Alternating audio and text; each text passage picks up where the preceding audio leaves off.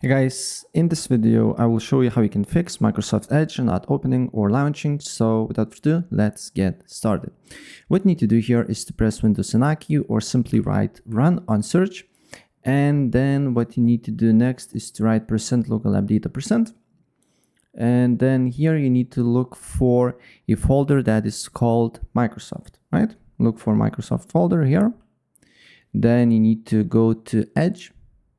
Then you should find user data, and you just need to delete user data here, right? You need to wait for a couple of seconds until it loads up. And then if I open Microsoft Edge, as you can see here, now it should work. Wait a second, it's on my new window here. As you can see here, it's working. So yeah, that's basically it. If I helped you out, please press like button and subscribe for more. Take care. Bye.